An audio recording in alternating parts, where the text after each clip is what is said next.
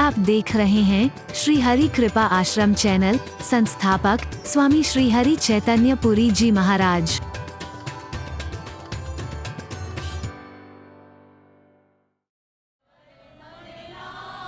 खाली कान लगा करके ना सुने, मन लगा करके सुने। मन तो कहीं लगा हुआ है, हरि बोल, तो फिर सुनने का कोई फायदा नहीं है। जिसके लिए कहा सुनते ही सीता कर दुख भागा, सुनते ही सीता का दुख भाग गया। ये तभी हो पाएगा जब आप मन लगा करके सुनोगे, मनन करोगे। हरि बोल, वरना अधूरा है आपका सुनना। श्रोता कैसा होना चाहिए, वक्ता कैसा होना चाहिए। तो इस लक्ष्मण गीता को सुनने के लिए भी पहले आपको श्रोता बनना पड़ेगा ठीक से, तब समझ पाओगे। हरि बोल, हरि बोल। और मैं तो प्रभु से ही प्रार्थना करूंगा कि प्रभु आप ही हमेशा से बोलते रहो, इस वाणी से आप ही बोलिएगा, क्योंकि मेरी सामर्थ्य नहीं है। मैं बोलूंगा तो कहीं गलती कर जाऊंगा, आप बोलोगे तो ठीक चलता रहेगा। हरि बोल। तो मैं तो उन्हें अर्पित करके ही आगे चलता हूं कि प्रभु आप ही भाव दीजिएगा, आप ही विचार दीजिएगा, वो जन जन तक पहुंच सके। ऐसे विचार दीजिएगा जिससे अपना करके मैं अपना भी कल्याण कर सकूं और लोगों का भी कल्याण हो सके, अगर लोग उन्हें अपना लें।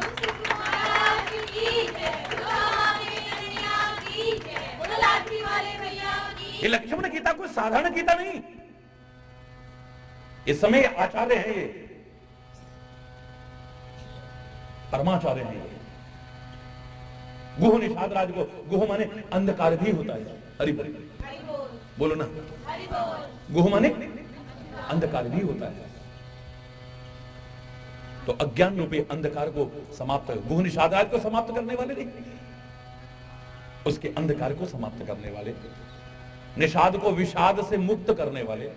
लक्ष्मण का संदेश कोई साधारण संदेश नहीं होगा, इतना याद रखिए। आपका भी विषाद दूर हो जाएगा अगर इसे ध्यान से सुनोगे तो। पर सुनाने वाले को आनंद कब आता है? जब सामने आर्त जिज्ञासु पाता है, वो जो जानना चाहते हैं सचमुच। खाली रसीली चुटकीली कथा सुनना नहीं, परम तत्व को जानना चाहते हैं। आरत अधिकारी जह पावही गूढ़हु तत्व न साधु दुरावही। एक रीति है जहां पर आर्त अधिकारी देखते हैं, गुरुजन, महापुरुष जन, संत जन, विद्वत जन, तो वहां पर गूढ़ तत्व जो अभी किसी को नहीं पता, उसे भी नहीं छुपा सकते हैं, वो गूढ़ रहस्य भी सारे के सारे प्रकट करना शुरू कर देंगे। तो आर्त अधिकारी बने। श्रोता को भी कैसा होना चाहिए? वक्ता को तो ठीक है, ऐसा होना चाहिए जो उसके रहस्य को ठीक से समझ सके और समझा सके। लेकिन श्रोता, क्योंकि भूमि जिसमें बीज डाला जाना है वो भी उपजाऊ होना बहुत जरूरी है। हरि बोल, हरि बोल। ज्ञान तो बहुत सूक्ष्म चीज है। सामान्य चीज भी आप गंदे बर्तन में रख दोगे तो क्या होगा? बोलो, दोष दोगे, भैया तो दूध कैसे देगा हमको, हमारा तो दूध फट गया यार, हमारा तो काम भी रुक गया सब और दूध भी बेकार है। दूध वाले को दोष दे रहे हैं। कभी ये नहीं सोचा कि कहीं गंदे बर्तन में तो नहीं डाल दिया था हमने? हरि बोल, हरि बोल। कहीं कोई खटाई का हाथ तो नहीं छू गया था उसमें? अपनी गलतियां में कहीं नजर नहीं आती। जिसमें आपने चीज रखनी है, जिस भूमि में आपने बीज बोना है, ज्ञान का बीज बोना है, भक्ति का बीज बोना है, प्रेम का बीज बोना है, वो भी तो उपजाऊ होनी चाहिए। बंजर भूमि तो नहीं। बंजर भूमि में क्या फायदा होगा? बोलिए, बोलो ना। बंजर भूमि में अगर आप बीज बोएंगे, क्या वो फलीभूत होगा? है? नहीं होगा। तो भूमि भी उपजाऊ पहले, इसलिए उसे ज्ञान के द्वारा पहले कर्षण किया जाता है, फिर इस लायक बनाया जाता है, फिर सिंचाई की जाती है, उपजाऊ बना करके खाद इत्यादि डाली जाती है, तब बीज डाला जाता है। हरि बोल। तो ये सारी जो कथा है आपको उपजाऊ बनाने के लिए है। और अब ये जो ज्ञान की चर्चा बीच में आती है, ये बीज डालना है। भक्ति की जब चर्चा आती है, ये बीज डालना है। प्रेम की जब चर्चा आती है, वो बीज डालना है। और अगर आप उपजाऊ बन गए, अपनी भूमि को आपने इस लायक बना लिया, तो ये बीज अंकुरित होकर के अनंत गुना फल देने वाला हो जाएगा।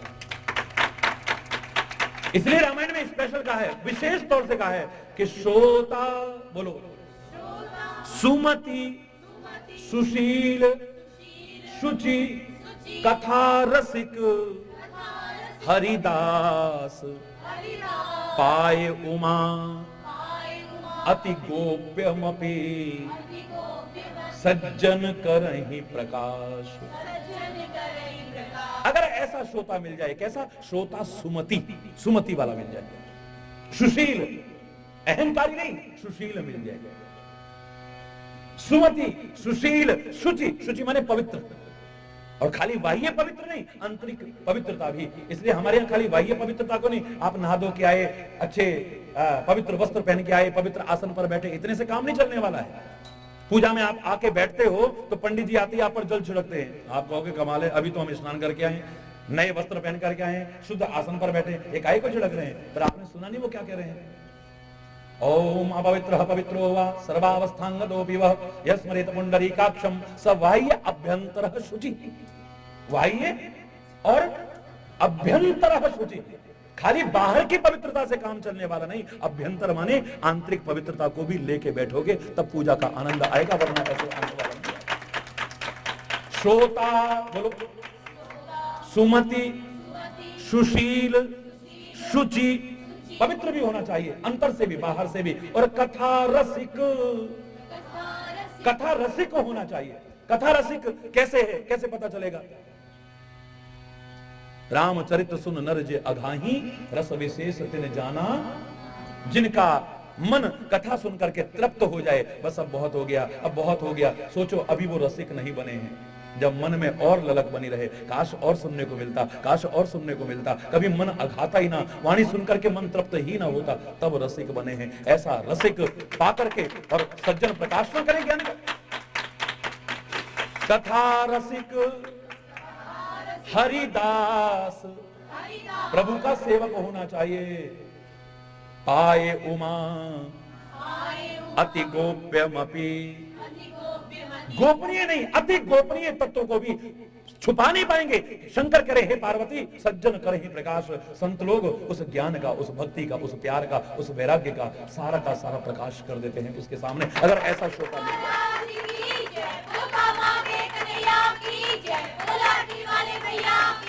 निषाद राज ऐसा श्रोता बना है तो लक्ष्मण ने गीता सुनाई है, लक्ष्मण ऐसा श्रोता बना है तो राम ने गीता सुनाई है, गरुड़ ऐसा श्रोता बना है तो कागभूषुंडी ने गीता सुनाई है, विभीषण ऐसा श्रोता बना है तो श्री राम ने उसको गीता सुनाई है। तुम भी ऐसे बन जाना, इस गीता को सुनकर के धन्य धन्य हो जाओगे। क्या है गीता, बाकी कल प्रातः काल के प्रसंग में, आज यहीं पर गलत शब्दों के लिए क्षमा चाहते हुए अपनी वाणी को विराम देता। बोलो वृंदावन।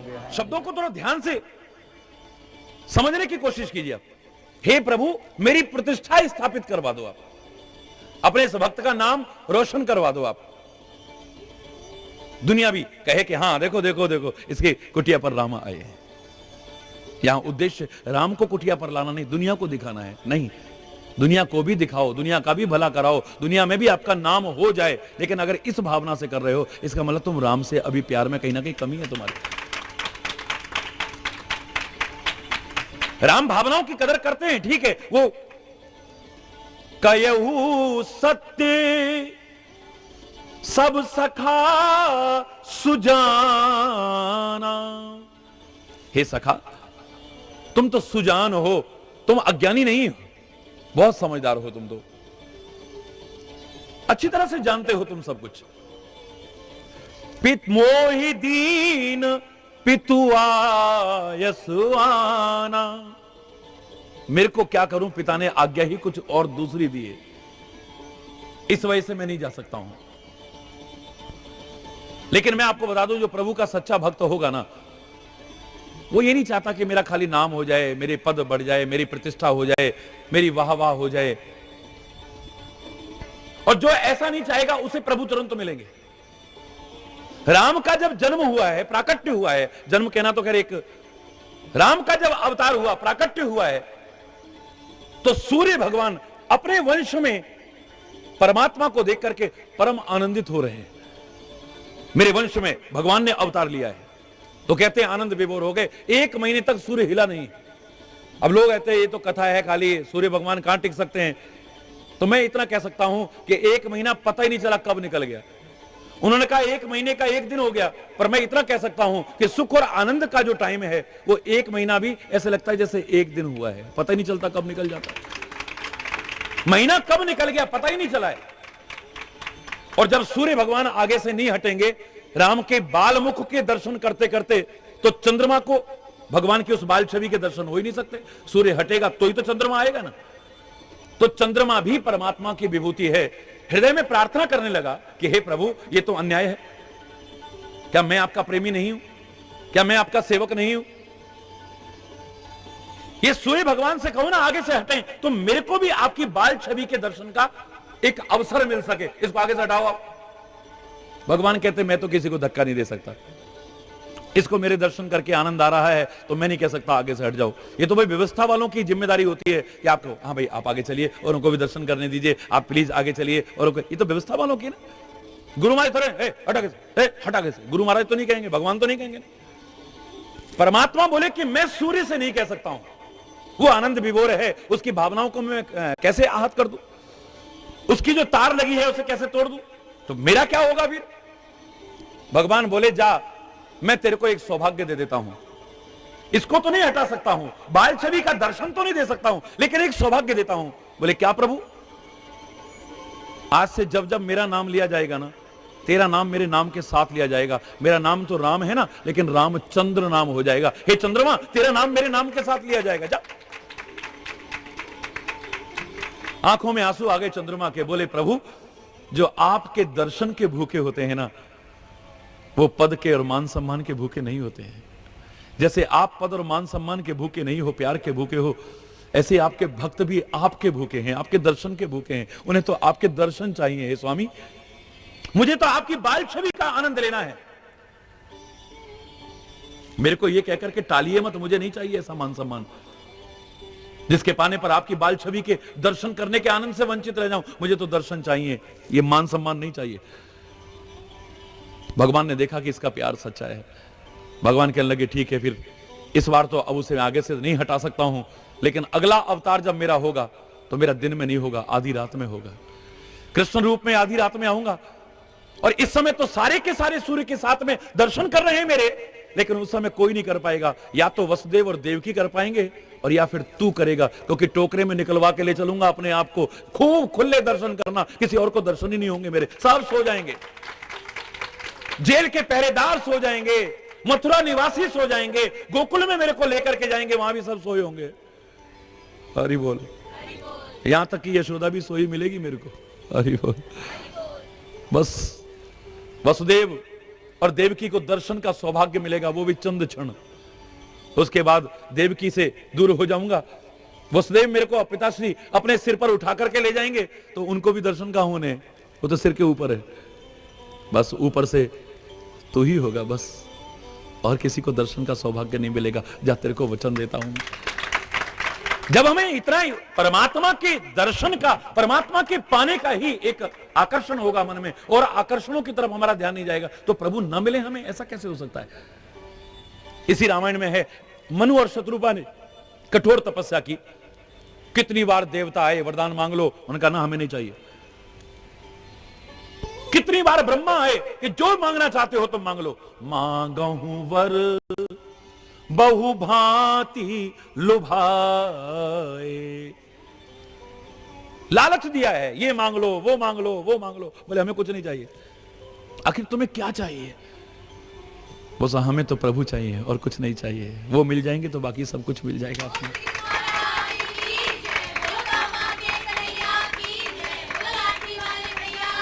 और अगर इनको कुछ भी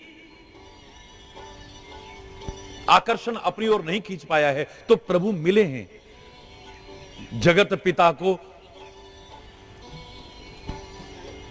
अपना बेटा बनाने तक का सौभाग्य मिल गया है, अपनी गोदी में खिलाने का सौभाग्य मिल गया है, अपने आंगन में विहार कराने का सौभाग्य मिल गया है।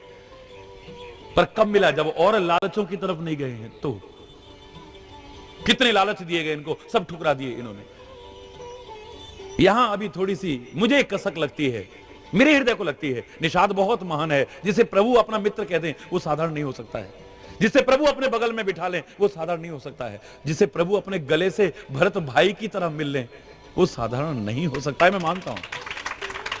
लेकिन मन में ऐसा भाव आना, मेरी महिमा प्रतिष्ठापित हो जाएगी प्रभु, दुनिया मेरी वाह वाह कर उठेगी, मेरे भाग्य की सराहना करेगी, ये नहीं। हरि बोल। वो तो अपने आप करेगी, तुम्हारे मन में नहीं आना चाहिए। वो करेगी, दुनिया तो कहेगी कितना किस्मत वाला है, देखो इसके यहां कितना किस्मत वाला है देखो इसकी यहां। वो तो अपने आप कहेंगे, तुम ना भी चाहोगे तब कहेगी दुनिया। आपके सौभाग्य हो जाएंगे, सौभाग्य की सराहना सारी दुनिया करेगी आपकी। लेकिन प्रभु कितने प्यारे शब्दों में कहते हैं, उसकी भावनाओं को सिर आंखों पर रखते हुए, हे मित्र तूने जो कहा बिल्कुल सत्य कहा है, झूठ नहीं कहा है।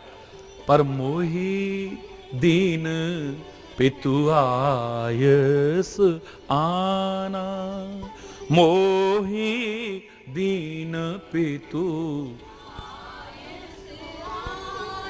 मेरे पिता ने मुझे आज्ञा दूसरी दी है। क्या आज्ञा दी है स्वामी? बरस 4-10 बासुबन। एकदम 14 कह दो तो आदमी घबरा जाता है। कौशल्या के पास भी श्री राम गए थे तो बरस 4-10 वचन प्रमाणा, बस 4-10 बरस का वचन पूरा करके मैं ये आया, हे मां मुझे आज्ञा दे दो ना। पिता दीन वो कानन राजू, मुझे अयोध्या का नहीं वन का राज्य दे दिया है मेरे को पिता ने। हे मां मुझे आज्ञा दे। 14 वर्ष कहते तो मां की तो जान निकल जाती। कहने का तरीका देखिए आप, बस 4-10। और यहां पर भी इसका प्यार इतना है कि इनको कष्ट में देख करके इसकी दशा खराब हो जाएगी। अभी तक इसे यह मालूम नहीं है कि श्री राम वनवास के दौरान आए हैं। इतिहास कहीं भी उठा करके देख लीजिएगा, यहां पर कहीं भी ये प्रमाण नहीं मिलेगा आपको। ये यही समझ रहा है कि अयोध्या के राजकुमार जो परमात्मा हैं वो गंगा के किनारे घूमने आए हैं। हरि बोल। तो यहां पर घूमने आए हैं तो मेरे नगर में भी चरण डाल देंगे। अभी तक चर्चा नहीं है, कुछ सी प्रकार की कोई चर्चा नहीं है। राम को बताना पड़ रहा है कि बरस 4-10। श्री राम कमाल है, इतनी बड़े दुख को इतना सा करके मानते हैं। और मैं तो कह रहा हूं मानते नहीं है, और हम लोग इतने से दुख को इतना करके बखानते हैं, इतना चिल्लाते हैं हम। ये कमी है हमारे अंदर। हम इतने से दुख को इतना बखानेंगे और महापुरुष इतने बड़े दुख को भी ऐसा समझते हैं, है ही नहीं कोई दुख। हरि बोल। इतने बड़े कष्ट को भी इतना सा बरस। इनको जंगलों में भटकने को छोड़ दिया। लेकिन एक कहीं भल भूपति की ना, एक कहीं। एक कह रहे राजा ने कितना अच्छा करा है भगवान, राजा तेरा हमेशा भला हो। हरि बोल।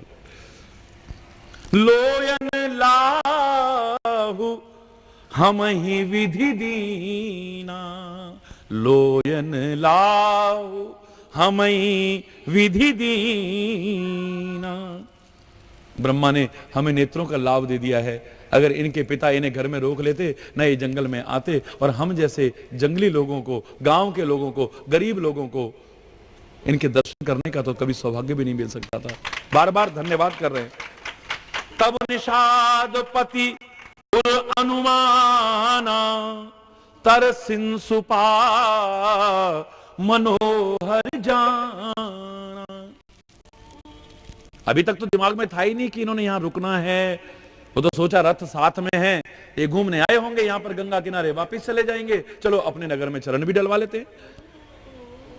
जब अब पता लगा है तो अब लगा कि इनको तो यहां जंगल में रुकना है, तो सबसे पहले तो इनके रुकने की व्यवस्था हमें करनी चाहिए।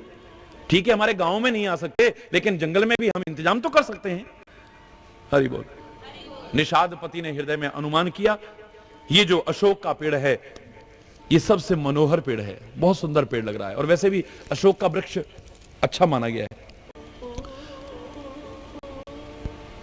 वृक्ष तो सभी अच्छे हैं, लेकिन कुछ वृक्षों के नीचे निवास करना ये बहुत मांगलिक बताया है, शुभ बताया है, और स्वास्थ्य के लिए लाभप्रद भी बताया है।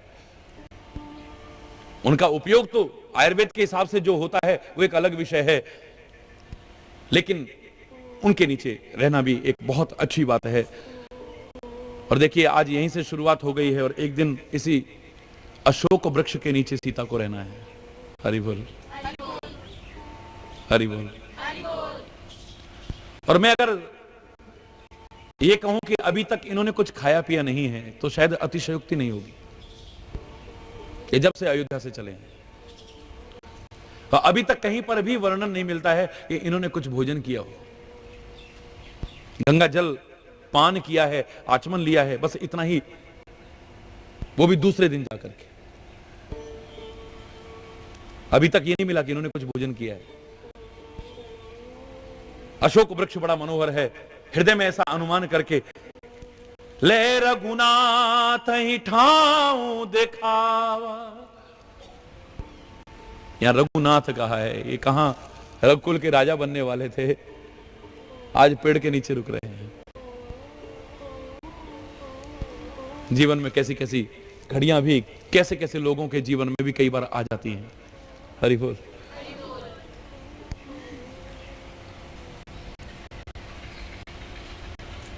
रघुनाथ को ले जाकर के दिखाया, प्रभु श्री राम को दिखाया वो स्थान। श्री राम ने कहा हर तरह से बहुत सुंदर है। राम ने कभी कमियां निकाली नहीं। आपने प्यार से जहां बैठाया वो वहीं बैठ गया है। आपने प्यार से जो खिलाया उसने वही खा लिया है। आपने प्यार से जो कहा है उसने सुन लिया है। आपने प्यार से जो निवेदन किया है उसने स्वीकार कर लिया है। रामचरित्र की विशेषता यही है। देखिए, कभी आलोचना तो है ही नहीं ना। हरि बोल। बहुत सुंदर है, क्या बात है। कहु राम सब भांति सुहावा, सब प्रकार से कितना सुंदर है ये अशोक वृक्ष। इसके नीचे बहुत अच्छा रहेगा। पुरजन कर जोहार घर आए, रघुवर संध्या करण सिधाए। पूर्ववासी लोग तो वंदना करके अपने अपने घर को चले गए। नगर निवासी लोग जितने थे, अपने अपने कर्म भी करने हैं, अपना कर्तव्य भी करना है। मन किसी का नहीं कर रहा है जाने को, मन किसी की नहीं कर रहा है, लेकिन वंदना करके वहां से चले आए हैं और श्री राम संध्या करने पधारे हैं।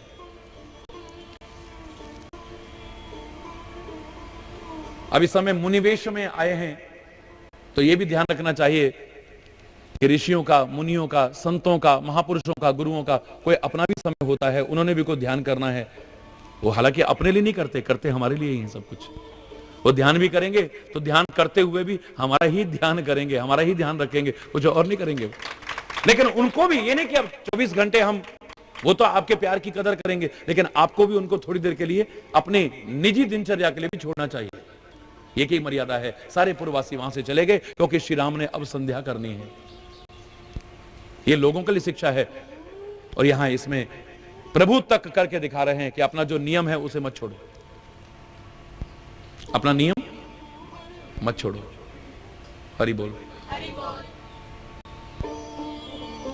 श्री राम को संध्या करने की क्या आवश्यकता है? श्री राम को ध्यान करने की क्या आवश्यकता है? श्री राम को पूजा करने की क्या आवश्यकता है? लेकिन करते हैं, इसलिए करते हैं क्योंकि हमें सिखाना है। मानव के रूप में है, मानवों को सिखाना है। संध्या बंदन भी करते हैं, वो तो परम पवित्र हैं, उन्हें पवित्र होने की क्या आवश्यकता है? स्नान इत्यादि करने की क्या आवश्यकता है? उनका तो नाम ही पवित्र कर देता है। हरि बोल।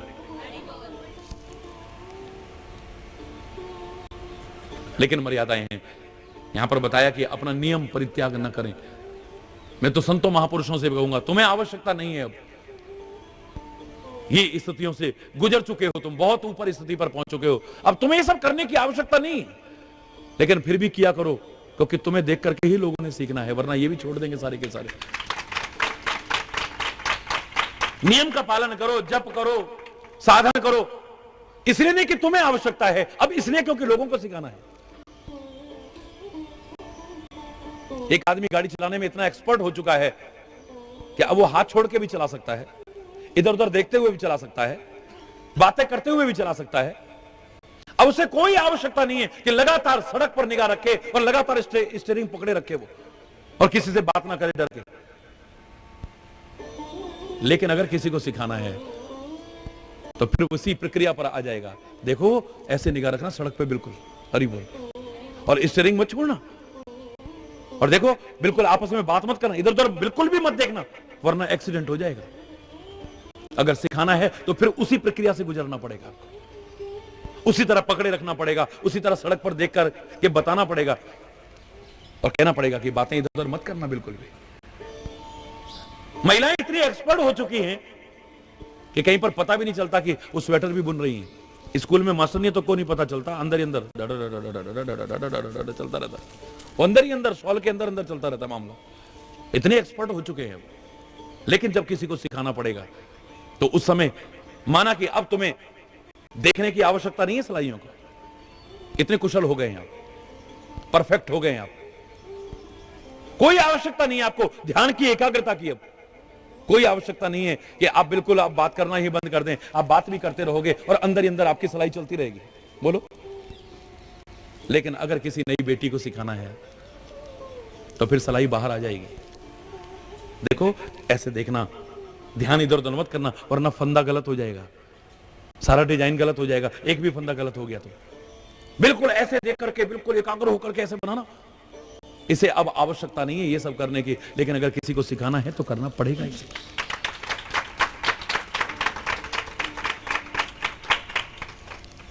टीचर ने तो पीएचडी कर लिया है, अब उसे कोई आवश्यकता नहीं है 8th 9th 10th की किताबें पढ़ने की, लेकिन अब 8th 9th 10th वालों को पढ़ाना है।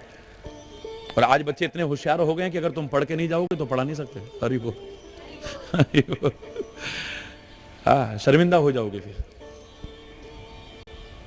6th 7th 8th 9th 10th या छोटी क्लास बड़ी क्लास किसी को अब आपको पढ़ने की आवश्यकता नहीं है, लेकिन पढ़ना है आपको। गुरु नानक अभी इतने छोटे स्तर पर नहीं है कि हाथ का ही मन का चल रहा है, कि कबीर जैसे शब्दों में हम कह दें कि कर का मन का डार के अब मन का फेर। ये हाथ के मन के से क्या मिलेगा, ये तो मन का फिरना चाहिए। लेकिन गुरु नानक के हाथ में माला है, कर में भी मन का है, जगत गुरु शंकराचार्य तक के हाथ में है। हरि बोल। बोलो ना जोर से, जोर से बोलो।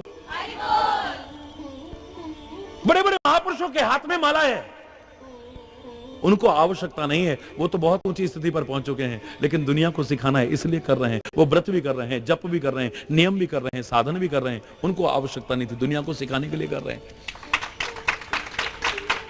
रघुवर संध्या करन सिधाए, रघुवर श्री राम संध्या करने के लिए चलते हैं। और इधर इसी बीच में जब तक वो संध्या अपनी पूरी करते हैं, अपना नियम पूरा करते हैं, इतनी देर में निषाद राज गुहू ने साथरी बिछा दी है, कुशा की और कोमल कोमल पत्तों की सुंदर साथरी सजा करके बिछा दी है। पवित्र मीठे और कोमल देख देख करके दोनों में फल मूल कंद इत्यादि ला करके और पानी ला करके वहां रख दिया है। अपने हाथ से, अपने हाथ से। ये भी निषादों का राजा है,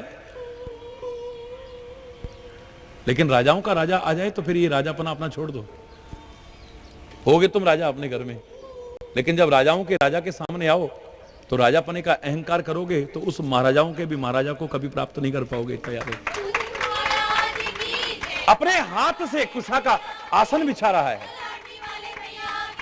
अपने हाथ से साथरी बिछा रहा है, अपने हाथ से दोनों में कंदमूल फल रख रहा है, अपने हाथ से पानी भर रहा है।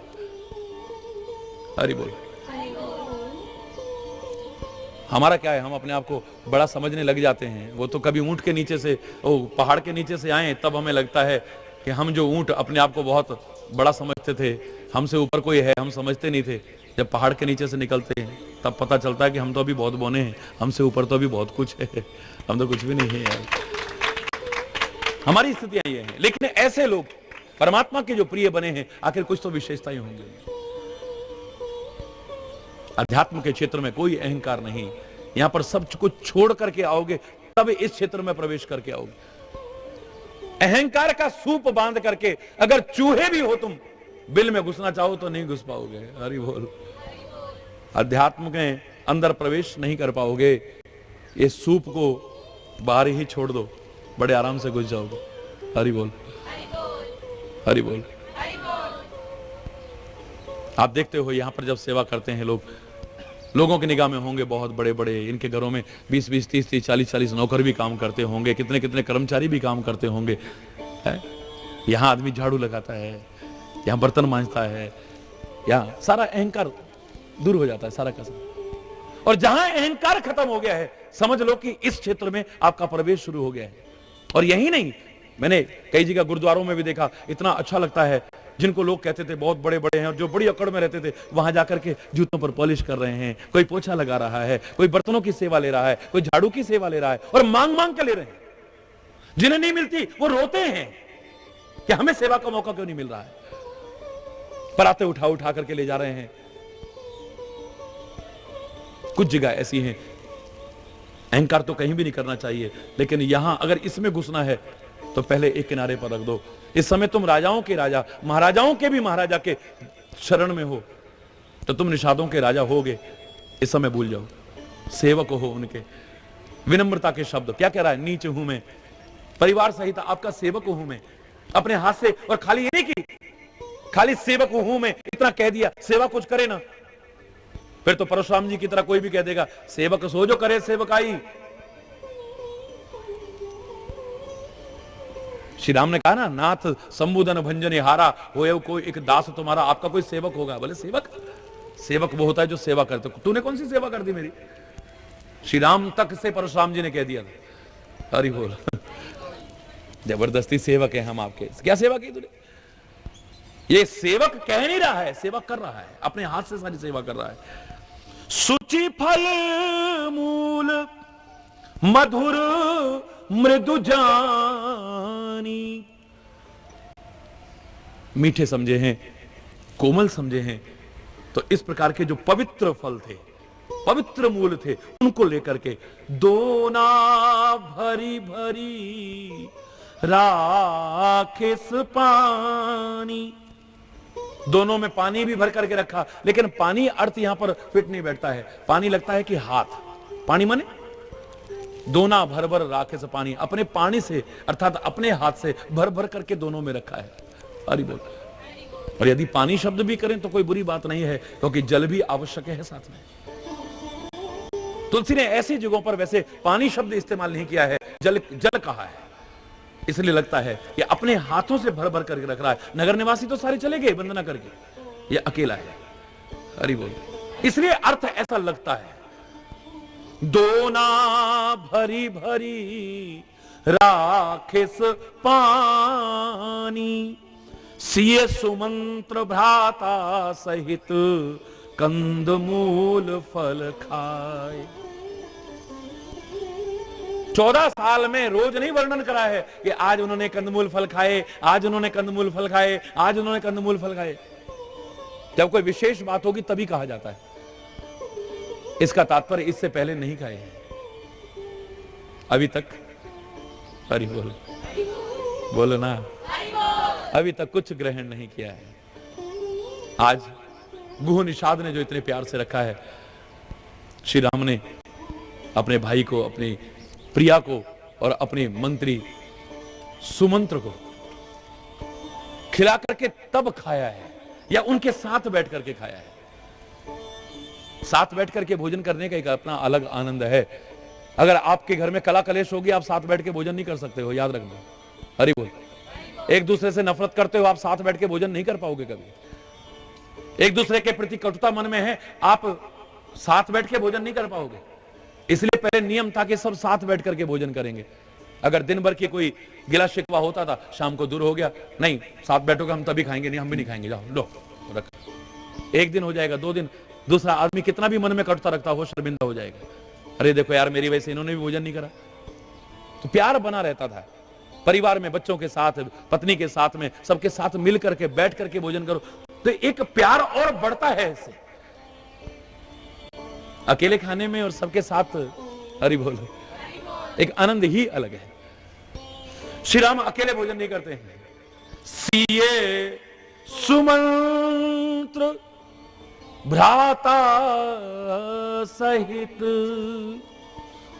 कंदमूल फल खाई, शयन कीन रघुवंश मणि, पाए पलोटत भाई।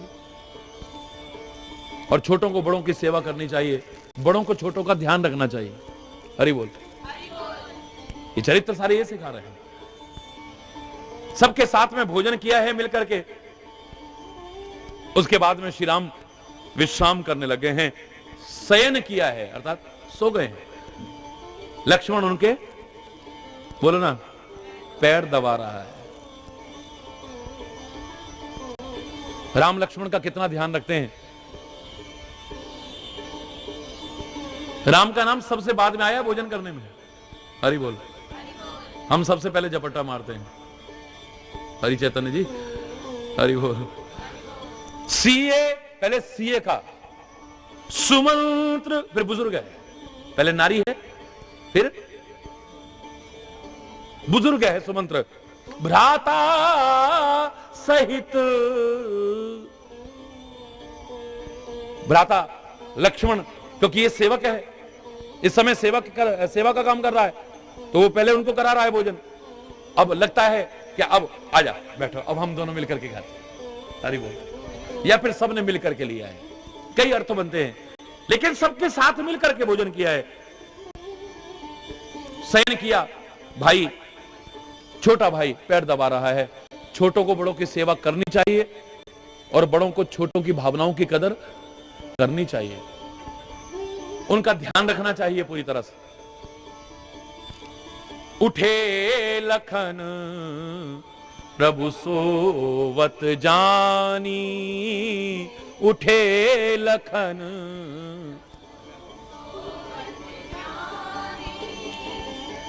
प्रभु सो गए हैं ऐसा जाना, जबकि प्रभु कभी नहीं सोते हैं। हरि बोल।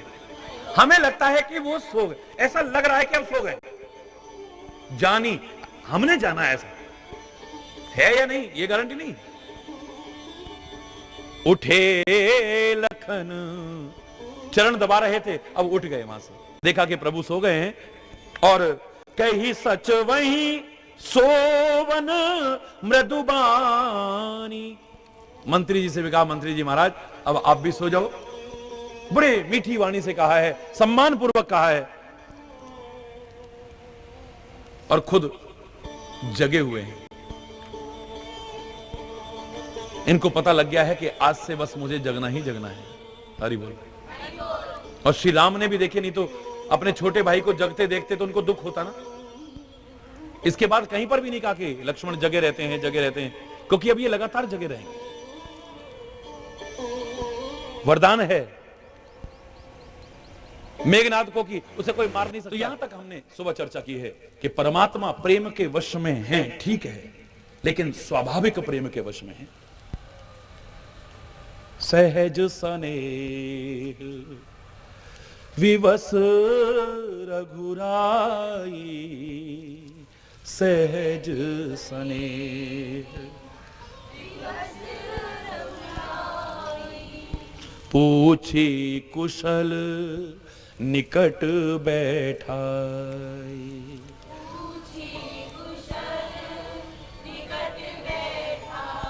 लोग नीच समझते होंगे निषाद को, लोग इसकी छाया को छू करके स्नान करते होंगे निषाद की, लेकिन मेरे प्रभु सिखा रहे हैं कि तुम किसी से नफरत मत करो।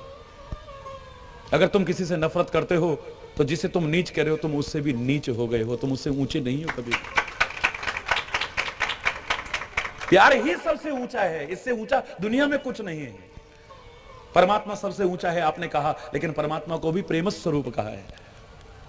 इसका मतलब प्रेम से ऊंचा कुछ भी नहीं हो सकता है दुनिया में। आप किसी से नफरत करते हो तो तुम नीचे पहले गिर जाते हो, किसी से द्वेष करते हो तुम पहले नीचे गिर जाते हो, किसी के प्रति मन वचन कर्म से हिंसा का भाव रखते हो तुम पहले गिर जाते हो नीचे। व्यर्थ में ही तुम क्रोध कर रहे हो, तुम उससे पहले उससे नीचे गिर जाते हो जिसको तुम नीचे कह रहे थे। तुमने तो अपनी उच्चता छोड़ दी है। बनारस के किनारे पर गंगा स्नान करके एक सन्यासी चला आ रहा था, और खाली कपड़े पहनने से कोई सन्यासी नहीं बन जाता है, खाली कपड़े रंगाने से नहीं, मन को रंगाने से बनता है असली। हरि बोल। कपड़े का भी सम्मान है, ठीक है, हमारे भारत की संस्कृति है, लेकिन मात्र इतने से कोई सन्यास नहीं हो जाता है पूर्ण। सन्यासी चला आ रहा है गंगा से स्नान करके, चांडाल एक उसको छू गया है, और धोखे से कोई जानबूझ के नहीं छुआ है। सर्दियों के दिन प्रातःकाल का समय, कड़कड़ाती सन्यासी तो क्रोध के मारे आग बबूला, तेरे को शर्म नहीं आती चंडाल कहीं का। अरे मूर्ख, इतनी सर्दी में मैं भी गंगा जी से नहा करके आया हूं, पता है तेरे को छूने के बाद अब मुझे फिर स्नान करना पड़ेगा। दुष्ट कहीं का, नीच कहीं का, और गंदी गंदी गालियां सन्यासी दे रहा है। सन्यासी के मुख की वाणी नहीं है वो। हरि बोल, हरि बोल। चांडाल जिसे कहते थे वो चांडाल कहता है महाराज आप स्नान करना चाहे मत करना, पर अब मुझे स्नान जरूर करना पड़ेगा। अब तो गुस्सा और भी आ गया, तू मेरा अपमान कर रहा है, 2 कौड़ी का चांडाल तू मेरा अपमान कर रहा है। मैंने कहा महाराज मेरे छूने की वजह से आप स्नान करो या ना करो, लेकिन आपको छू करके अब मुझे स्नान करना पड़ेगा। चांडाल कह रहा है जिसको अपवित्र कहते थे लोग। क्या कह रहे हैं तुम, सन्यासी का अपमान करते हो? बोले महाराज मैं तो चांडाल हूं, ठीक है, लेकिन इस समय तो आपके अंदर क्रोध रूपी महाचांडाल घुसा हुआ है, आपको छू करके तो मुझे स्नान करना पड़ेगा। तुम तो मुझसे भी ज्यादा अपवित्र हो चुके हो। किसी से नफरत हमारे मन में आ गई है, हम उससे भी ज्यादा नीचे गिर चुके हैं। द्वेष हमारे मन में आ गया, हम उससे नीचे गिर चुके हैं जिसको तुम नीचे कहते हो। वैमनस्यता हमारे मन में आई, हम उससे नीचे गिर गए हैं जिसको तुम अपवित्र कह करके, नीच कह करके अपमान करने की कोशिश कर रहे हो, तुम उससे भी नीचे गिर गए हो। वो जहां है वहीं पर है ना, लेकिन तुम तो कितने ऊंचे समझे जाते थे, तुम अपने आप को कितना ऊंचा समझते हो, हम बहुत अच्छे आदमी हैं, और तुम तो इस समय गलत व्यवहार करके कितना नीचे गिर गए हो। वो नीचे तो नहीं गिरा, कम से कम तुम्हारी तरह। बोली वो जहां है वहीं का वहीं है ना। ठीक है, ऐसे कुल में पैदा हुआ होगा, और कुल से कोई अपवित्र होता हो, मैं नहीं मानता हूं इस चीज को। हमारे सामने उदाहरण है, सूत जी महाराज शूद्र कुल में उत्पन्न हुए, लेकिन ऋषि मुनियों की कथा को सुनने आते हैं। सूतो वाच सारे पुराणों की कथा में भरा हुआ है। सूत जी ने ऐसा कहा, सूत जी ने ऐसा कहा। नैमिषारण्य में भी 88,000 ऋषि मुनियों की कथा सुनने आ रहे हैं। अहंकार करने वाले उन, द्वेष रखने वाले उन, ईर्ष्या करने वाले उन उच्च कुल के ब्राह्मणों से कहीं श्रेष्ठ हैं ऐसे लोग जो सबसे प्यार रखते हुए अपने कल्याण के साथ जन जन का कल्याण करने की कोशिश कर रहे हैं। इसका तात्पर्य यह मत समझिए कि मैं ब्राह्मणों का अपमान, ब्राह्मण जो वास्तव में है, क्योंकि हमारे यहां भगवान कृष्ण ने भी इसे स्पष्ट किया है, जन्मना जायते शूद्र, जन्म से हर व्यक्ति शूद्र है, कौन शूद्र नहीं है। हरि चैतन्य भी चाहे उच्च पवित्र कुल में पैदा हो जाए, लेकिन जब हरि चैतन्य पैदा हुआ तो जो पवित्रता का विचार रखते थे, किसी ने 10 दिन तक घर का पानी नहीं पिया था, अपवित्रता आ गई। कितने भी ऊंचे पवित्र कुल में आप पैदा हुए, आपके पैदा होते ही कुल में पवित्रता आ गई है, सूतक लग गया है, नातक लग गया है। हरि बोल, अपवित्रता आ गई है। पवित्रता अपवित्रता का विचार करने वाले आपके घर का पानी पीने वाले नहीं है। हरि बोल, आपकी मृत्यु के समय भी आपको छू करके लोग अपवित्र हो जाते हैं। आपके जन्म के समय भी आप कितने उच्च पवित्र कुल में आओ, लोग अपने आप को अपवित्र महसूस करते हैं अगर घर की कोई चीज खा लेंगे तो। जो पवित्रता अपवित्रता का विचार करते हैं, मैं उनकी बात कर रहा हूं। बस बीच का समय ऐसा है, कर्म कुछ ऐसे कर जाओ कि तुम भी पवित्र हो जाओ और औरों को भी पवित्र करने लायक हो जाओ। जन्मना जायते शूद्र, जन्म से हर व्यक्ति शूद्र है। अपवित्र, शूद्र का तात्पर्य कोई जाति से नहीं, अपवित्रता का द्योतक शब्द जो है, हर व्यक्ति अपवित्र है, बस कर्मों से पवित्र हो जाता है। हरि बोल, कर्मों से इतना ऊंचा उठ जाता है कि हर कोई उसका सम्मान करता है, हर कोई उससे प्यार करने, सम्मान तो बहुत छोटी बात है, हर कोई उससे प्यार करने की कोशिश करता है। लोगों ने निषाद को नीच समझा होगा, इसकी छाया छू करके भी स्नान करने की आवश्यकता पड़ती होगी, लेकिन राम इतना नीचे नहीं गिरा सकते अपने चिंतन को।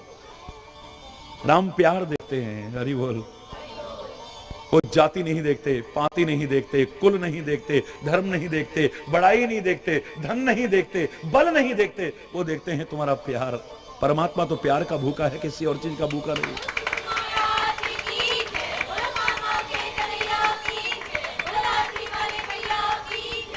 तुम्हारा प्यार नहीं है तो तुम कितनी पवित्रता से और कितने उच्च कुल में पैदा हुए हुए, कितने भी अच्छे अच्छे पकवान बना करके ले आओ, परमात्मा खाना तो दूर, चखना तो दूर, देखेगा भी नहीं उसकी तरफ। और अगर तुम्हारा प्यार है तो तुम नीच समझे जाने वाले शबरी भी क्यों ना हो, खाना तो दूर ध्यान में नहीं रखेगा कि मेरा स्टैंडर्ड है कोई। ये बेर ना खट्टे देखेगा ना मीठे देखेगा, और यहां तक कि ऐसे नीच समझे जाने वाले शबरी का झूठा है वो ये भी देखेगा नहीं और उसे सहज स्वीकार कर लेगा। तुम दुर्योधन जैसे बन करके बिना श्रद्धा के और आदर के पकवान भी लेकर के आओ, मेवा मिष्ठान लेकर के आओ, परमात्मा नहीं लेगा उसे, नहीं स्वीकार करेगा उसे। वस्तु का भूखा थोड़ी ना है, वो प्यार का भूखा है भाई। हरि बोल, जोर से बोलो ना, वो प्यार का भूखा है। रूखा साग भी होगा बड़ा खुश होकर के खाएगा। हरि बोल। केला नहीं, केले के छिलके भी खाने को तैयार हो जाएगा। और अगर तुम्हारा प्यार है वो नहीं देखेगा तुम फटे हाल हो, तुम बहुत बड़ी सौगात लेकर के नहीं आए हो, बचपन से प्यार था इतने दरमान मिले हो, तुम्हें शर्म आ सकती है इतने से महाराजा धीराज के सामने इतने से चावल की पोटली, ये तो मेरा भी अपमान हो जाएगा, मेरे मित्र का भी अपमान हो जाएगा। इसके ऐसे दोस्त हैं, लाए भी तो इसके लिए क्या लेकर के आए हैं, चावल की पोटली। तुम शर्म के मारे छुपाओगे भी ना उसको, वो छीन छीन करके खाएगा, झपट्टा मार मार के खाएगा। वो परमात्मा जो सारी दुनिया का पेट भरता है, देखा, बशर्ते कि तुम्हारा प्यार हो सच्चा, तो तुम्हारे बगल में दबकाई पोटली को खुद खींचेगा। भैया बताओ ना, भाभी ने, ना ना ना कुछ नहीं, हम तो वो क्या, मेरी हालत तो तुम्हें पता है, मैं तो कुछ ला ही नहीं सकता था। झूठ बोलते हो, ये बगल में क्या दुबका, ना ना ना कुछ नहीं कुछ नहीं कुछ नहीं कुछ नहीं, छीनेगा तुमसे। वो चावल भी चबाएगा, कच्चे तंदुल चबाने को तैयार हो जाएगा, लेकिन तभी जब प्यार, वो कच्चे तंदुल का भूखा नहीं है, वो प्यार का भूखा है। वो बेर का भूखा नहीं है, वो प्यार का भूखा है। वो रूखे साग का और केले के छिलका का भूखा नहीं, वो प्यार का भूखा है, प्यार का ही रहा है हमेशा।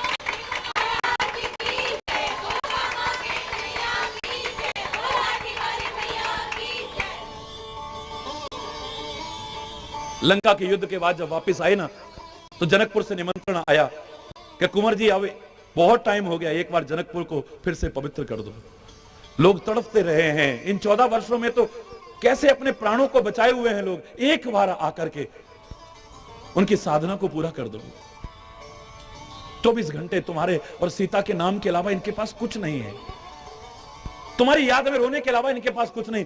जनकपुर को भी धन्य कर दो कुंवर जी, एक बार धन्य कर दो। सारे मित्रों को लेकर के चल दिए हैं कुंवर जी, भाइयों को और पत्नियों को सब लोग अपने लेकर के चल दिए हैं, मित्रों को लेकर के चल दिए हैं।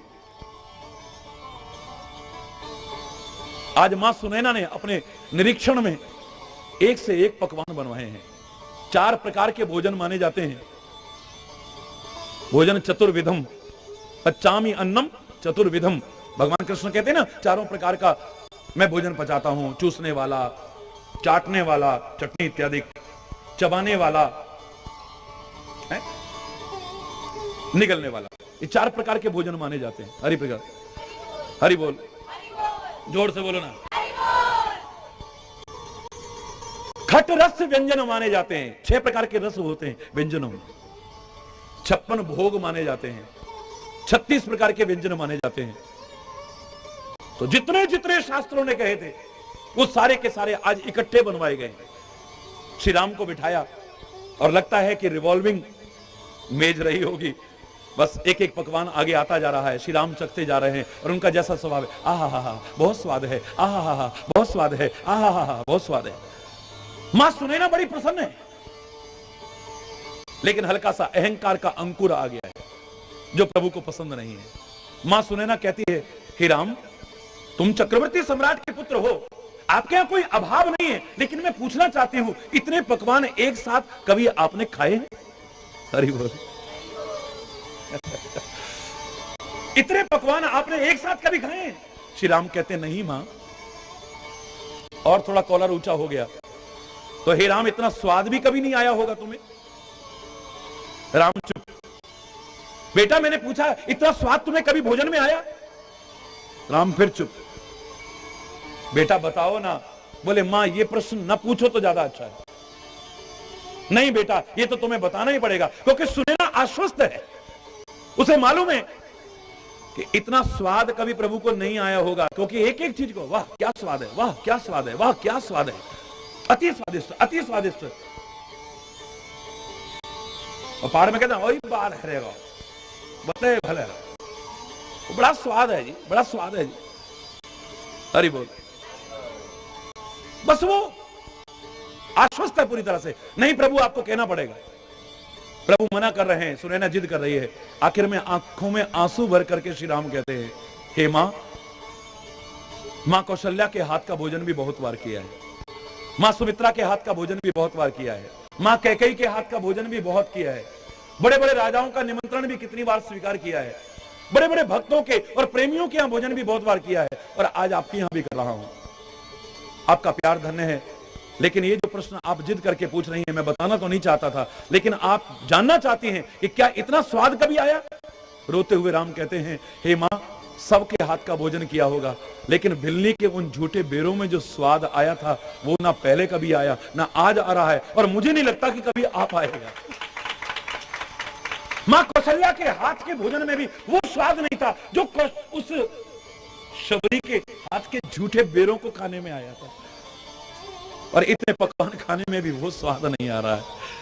अरे वो इसका भूखा नहीं है, वो प्यार देखता है, भावना देखता है आपकी। भाव का भूखा हूं मैं और भाव ही बस सार है, भाव से मुझको भजे तो भव से बेड़ा पार है। अन्न धन और वस्त्र भूषण कुछ न मुझको चाहिए, भाव से एक पुष्प भी दे वो मुझे स्वीकार है। भाव का भूखा हूं मैं और भाव ही बस सार है। भाव बिन सुनी पुकारों को कभी सुनता नहीं, हमने तो इतना पुकारा पर भगवान ने सुनी नहीं हमारी। कैसे पुकारा, मैं तो इसका है, कितना पुकारा, मैं तो इसका नहीं है। भाव बिन सुनी पुकारों को कभी सुनता नहीं, और भाव की एक टेर भी करती मुझे लाचार है।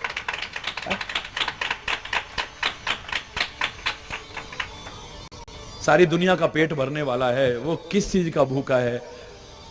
उस छाछ की कोई कमी थी क्या? वैसे तो विश्वभर है, चलो लौकिक रूप में भी सही, 9 लाख गैया नंद बाबा के नितनयो माखन होए, वो माखन का भूखा है क्या? और माखन भी छोड़ो, चलो बड़ी अच्छी चीज है, खट्टी छाछ।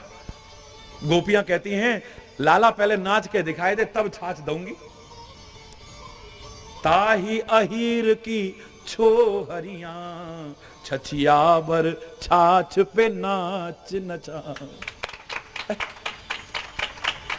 वो छाछ पे नहीं नाच रहा है, लोग भ्रम में हैं अभी, वो प्यार के इशारे पर नाच रहा है। अरे वो दुनिया को नचाने वाला, अपने इशारे पर नचाने वाला, कठपुतली की तरह नचाने वाला भी अगर नाचते देखा है तो प्यार के बल पर, किसी और चीज के बल पर नाचते नहीं देखा है। अरे वो देखा है प्यार, कहो भैया बड़ा प्यार है तुम्हारा, सहज स्नेह है, उसके विवश तो है ही परमात्मा। सहज स्नेह विवश रघुराई, कुशलता पूछिए और वो भी अपने पास बिठा करके मर्यादा सिखाइए। कोई तुम्हारे पास आए तो kiss तरह से सम्मान करो, ये मत देखो ये नीचे है, वरना तुम उससे भी नीचे हो जाओगे। हरि बोल। जो नफरत करता है किसी से और नीचे गिर जाता है वो। और हमारा भाव क्या हो कि अगर कोई इतना सम्मान दे रहा है तो सम्मान को बरकरार रखने लायक भी बने रहे हैं, हमारा उत्तरदायित्व तो और बढ़ जाता है। अगर हमें कोई प्यार कर रहा है तो हमें उस प्यार के लायक बने रहना है, ये हमारा उत्तरदायित्व तो बन जाता है। अगर बड़ा भी होकर के कोई हमें सम्मान दे रहा है तो इसका मतलब नहीं कि उस सम्मान को पचा नहीं पाते बहुत से लोग, सम्मान के लायक बने रहना पड़ता है। हरि बोल। सम्मान कोई नहीं दे सकता है, दे सकता कोई? हरि बोल। सम्मान के लायक बनना पड़ता है, प्यार के लायक, बोलो ना। राम से कौन प्यार नहीं करेगा जो बिना भेदभाव के सबको प्यार कर रहा है? कौन नहीं उनसे प्यार करेगा बताइए? कृष्ण से कौन प्यार नहीं करेगा जो बिना किसी भेदभाव के सबसे प्यार कर रहा है? जो ये नहीं देखता फटे हाल सुदामा आ रहा है, उसको भी गले से लगा रहा है। हरि बोल। ब्रज की गोपियों को भी वही प्यार दे रहा है, ग्वाल बालों को भी वही प्यार दे रहा है। उनकी भावना कहीं टूट ना जाए, इसलिए बिल्कुल सादा रहता है, इतनी सामर्थ्य होते हुए। मैंने आपको उस दिन बताया, कन्हैया ने कभी जब तक ब्रजभूमि मेरा सिला हुआ वस्त्र नहीं पहना है। भक्तों ने इसका जिक्र भी किया है, जब कभी वैसी बात होती थी वो कहता, ये ले तेरी लकुटी कमरिया बहुत ही नाच नचा। ये ले अपनी लाठी पकड़ और अपने कंबल पकड़, कारी कमरिया ओढ़ता था बस खाली। क्यों? उसके पास कपड़े नहीं थे पहनने को। हरि बोल। आज आप मंदिरों में और परमात्मा के विग्रहों पर सोने चांदी हीरे जवाहरात के मुकुट पहनाइए, अलग बात है, वरना उसने कोई ऐसा मुकुट नहीं पहना है। उसने मात्र मोर का पंख लगाया है, मोर पंख खाली धारण, मोर मुकुट नहीं। मोर मुकुट तो उसको कहते जो सिर पर धारण किया है, इसलिए उसे मुकुट कह दिया है, वरना वो तो कहता है मेरे मुकुट सोने चांदी के नहीं, भगत मेरे मुकुट मनी, मैं हूं भक्तन को दास। मैं तो भक्तों का दास हूं, भक्त ही मेरे सिर के मुकुट है, मेरे सिर के ताज हैं मेरे। हरि बोल, हरि बोल। भक्त मेरे मुकुट मणि है। मोर पंख खाली धारण किया है, क्योंकि अभावग्रस्त ब्रजवासियों के बीच रहना है। तो अगर इस तरह से वैभव परिपूर्ण रहा, ये मेरे से प्यार कर ही नहीं पाएंगे, ये मेरे से दूर दूर भागेंगे, ये मेरे को बड़ा समझेंगे। कभी उनकी भावनाओं की कितनी कदर करता है। उसने कभी जूते नहीं पहने, चप्पल नहीं पहने, यहां पर नंगे पैर चलता था, क्योंकि कांटे चुभते हुए दिखाए हैं कृष्ण के पैरों में जब तक ब्रजभूमि में रहा है। जिनके चरण कमल कमला के करतल से न निकलते देखा, उनको ब्रज करील कुंजों में कंटक पथ पर चलते देख। कांटों पर चलता, क्या वो चरण पादुका नहीं पहन सकता था? क्या वो चप्पल जूते नहीं पहन सकता था? इतनी सामर्थ्य नहीं थी क्या उसकी? हरि बोल, जोर से बोलो ना, और जोर से बोलो ना। लेकिन धन्य है वो सबकी भावनाओं की कदर करता है। कोई मेरे से ये ना सोचे ये बहुत बड़े हैं। संतों को, महापुरुषों की विशेषता ये इतने सादा होते हैं, कई बार हमें लगता ही नहीं कितने महान भी हो सकते हैं। हरि बोल। मेरे से लोग कहते हैं ना, महाराज जी इतने सिंपल आप होंगे, कभी सोचा भी नहीं। आप देख रहे हैं कि रोज सारा दिन हजारों लोगों की यहाँ लाइन लगी हुई है, रोज सारा दिन कितना आनंद लिया है लोगों ने इस बीच यहाँ पर है। लेकिन जो पहली बार आए, चाहे कितने भी उन्होंने यहाँ पर भीड़ देखी या कितना भी वो देखा, उसके बाद में सीधे हैं। मैंने तो उस दिन बताया ना, मेरे से तो बाहर में थोड़ी देर के लिए टहलने निकल गया, और वहीं पर जब बसें उतरी वहां से, महाराष्ट्र से, गुजरात से है और भी की जगह से आई, तो सीधे हरिकृपा आश्रम यही है। हाँ, मैंने कहा यही है। पहले तो वो हैरान है, इतना ज्यादा, ये सही बताओ हरिकृपा आश्रम यही है? मैंने कहा हाँ यही है। हरिचैतन्य महाप्रभु मिल सकते? मैंने कहा हाँ क्यों नहीं, आप कहां से आए? हमारा टाइम बर्बाद मत कीजिए, हम 3 दिन के चले, पहले महाराज जी के दर्शन कराइए हमें। मेरे से कह रहे हैं हरि बोल, पहले दर्शन कराइए ना हमें। मैंने कहा आप आए कहा? हमने कहा ना हमारे साथ देखो महिलाएं भी हैं, बच्चे भी हैं, और हमने ये प्रतिज्ञा की हुई है जब तक महाराज जी के दर्शन नहीं करेंगे तब तक अन्न ग्रहण नहीं करेंगे। हमें 3 दिन हो गए हैं, हमें दर्शन करा दीजिए प्लीज। पहले कैसे होंगे बता दीजिए जरा। अरे मैंने कहा आप महाराज जी को पहचान लोगे? बोले पहचानना, वो तो हमारे रोम रोम में बसे हुए हैं। इतने साल से टीवी पर देखते हैं हम रात को भी देखते हैं, सुबह भी देखते हैं, उनकी वाणी सुनते हैं, हमारे तो रोम रोम में बसे हुए हैं। तो मैंने कहा महाराज जी तो तुम्हारे सामने खड़े हुए हैं। हरि बोल, कितना रोए थे आपको मालूम है? क्या आवश्यकता है संतों को सादा रहने की? अगर सादगी का भाषण देना है, पहले सादा रहना पड़ेगा आपको। अगर आपसे कहना है कि भगवान तुम्हारी रक्षा करेगा, भरोसा रखो उस पर, खुद दिखाना है कि हमें भी भरोसा है। हमारे पास कोई सिक्योरिटी गार्ड नहीं है, हम तो उसी की सिक्योरिटी में चल रहे हैं, और उसकी सिक्योरिटी है तो कोई बाल बांका नहीं कर सकता।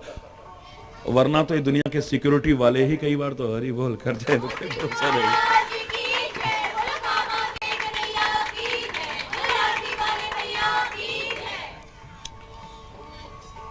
पूछा है कि कैसे हो तुम? गुह निषाद राज कहता है कि हे प्रभु, आपके चरण कमलों को देख करके ही कुशलता हो गई है, क्योंकि जब तक आपके चरण नहीं है तब तक कुशलता नहीं है, जब तक आपकी भक्ति नहीं है कुशलता नहीं है। तब लग कुशल न जीव कहूं, सपने हूं मन विश्राम, जब लग भजत न राम कहूं, शोक धाम तज काम। हरि बोल। भयऊ भाग भाजन जन लेखे। हे प्रभु, आज तो मेरी सौभाग्यशालियों की श्रेणी में गिनती हो गई है। आज कितना किस्मत वाला हूं, प्रभु के दर्शन इतने करीब से कर रहा हूं मैं। हे देव, ये धरणी, ये धन, ये धाम, ये भवन, ये सब आपका है। मैं जन नीच सहित परिवारा, मैं जो आपका भक्त हूं, नीच भक्त परिवार सहित आपके चरणों में हूं प्रभु। कृपा करिए पुर धारिये पाऊं, कृपा करिए थापिए जन सब लोग सिहाओ।